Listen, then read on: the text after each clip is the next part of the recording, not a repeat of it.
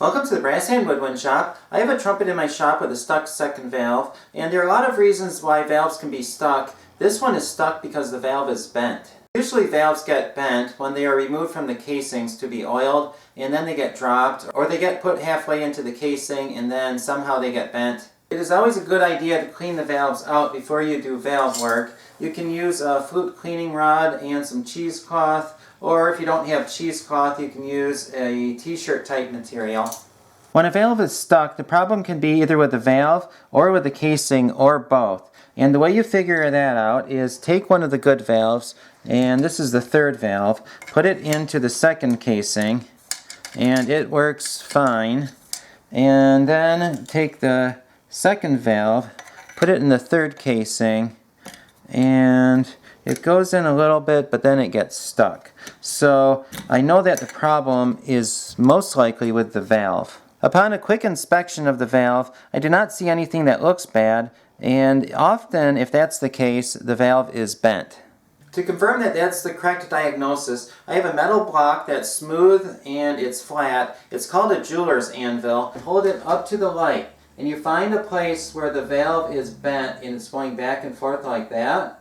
And then you rotate it 180 degrees, and then look for it just touching the block on the either end and not touching in the middle. If, on the other hand, it's teetering back and forth, you rotate it 90 degrees and it's touching on both ends, then rotate it another 90 degrees, and then it's teetering back and forth again, then the valve probably got squeezed, and it has a smaller diameter on the sides and a larger diameter on the other side. Here's a drawing that I made. On the bottom is the little block, and then this is the valve, and the bend is exaggerated to show you what it looks like. If you put the valve on the block and you see that it touches in the middle and that it teeters back and forth, then there is a problem. You take the valve, rotate it all the way around, then you will see this. Then on the other side of the valve you see this, then you know it is bent. Now I'm going to hold it up to the light so you can see what I'm talking about. Okay, right there you can see that it's rocking back and forth. And then I'm going to rotate it 180 degrees right there. And now you can see that in the middle it is not touching, and on both sides it is touching the block. So there is a bend in the valve. Now what you do is rotate the valve around and you see where it is bent the most. And then you make a mental note of that so you know which direction to straighten the valve out from. Another thing you can do to help you remember is take a marker for those dry erase boards and mark the valve where it touches the block. Now when I go to straighten out the valve, I'll know where to bend it back. The valve touches the block in the middle, so it is bent down. So what I want to do is turn the valve around so that it is bent up. And then I'm going to put it in the casing up to the point where it is bent. Another thing you need to look out for is check to see if the casings have been counterbored. These have not been counterbored, so I'm going to put the valve right up to that spot. This is a different instrument, and it has been counterbored, and that means that the casing has a larger diameter from here down to here. So if I were doing it on this instrument, I would put the bent part of the valve down to the bottom of the counterbore.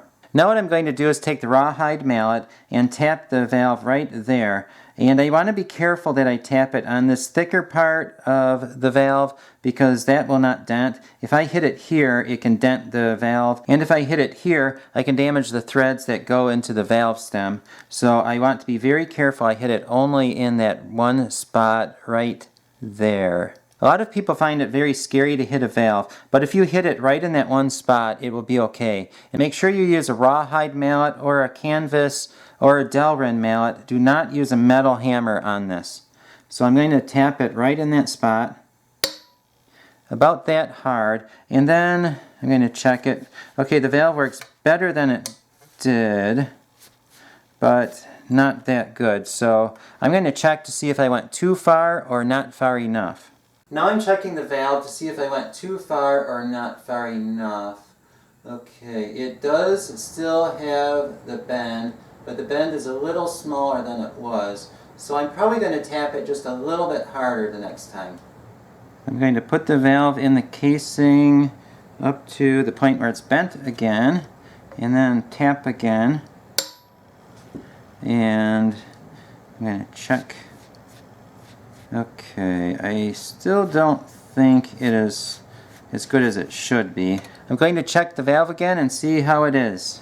This time I went a little too far, so instead of touching the block there, it touches the block about right here.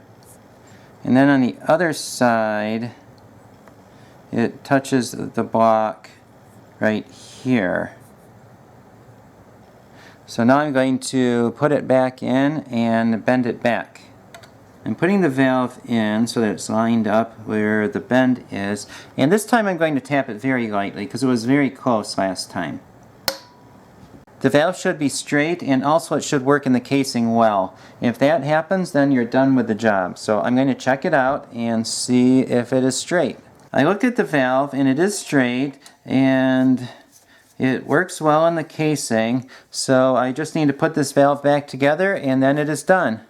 Now the second valve works well. Thank you for watching, and please subscribe for more band instrument repair videos. There are many things that can go wrong with valves, so look in the description below for a link to the playlist on stuck valves.